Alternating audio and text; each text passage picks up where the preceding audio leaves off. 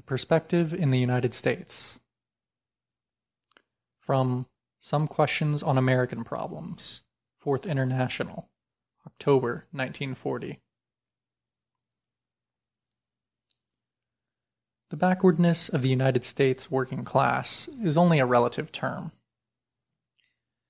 In very many important respects, it is the most progressive working class of the world, technically and in its standard of living. The American workers are very combative, as we have seen during the strikes. They have had the most rebellious strikes in the world. What the American worker misses is a spirit of generalization or analysis of his class position in society as a whole. This lack of social thinking has its origin in the country's whole history. On to fascism. In all the countries where fascism became victorious, we had, before the growth of fascism and its victory, a wave of radicalism of the masses, of the workers and the poor peasants and farmers, and of the petty bourgeois class. In Italy, after the war and before 1922, we had a revolutionary wave of tremendous dimensions. The state was paralyzed, the police did not exist. The trade unions could do anything they wanted, but there was not a party capable of taking the power. As a reaction came fascism. In Germany, the same. We had a revolutionary situation in 1918. The bourgeois class did not even ask to participate in the power. The Social Democrats paralyzed the revolution. Then the workers tried again in 1922, 23, and 24. This was the time of the bankruptcy of the Communist Party, all of which we have gone into before. Then in 1929, 30, and 31, the German workers began a new revolutionary wave.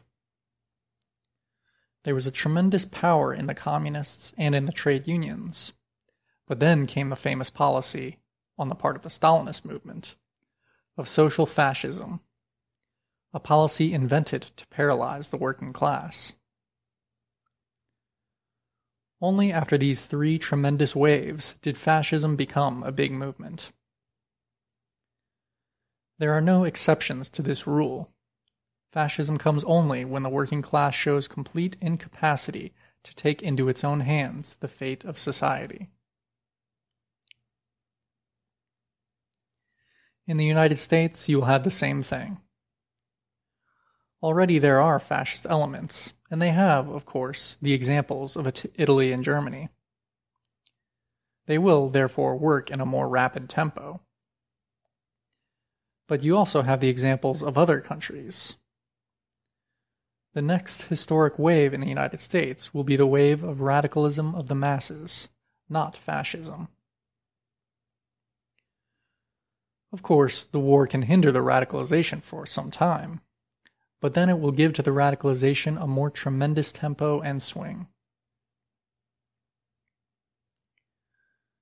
We must not identify war dictatorship, the dictatorship of the military machine, of the staff, of finance capital, with a fascist dictatorship. For the latter, there is first a feeling of desperation among large masses of people.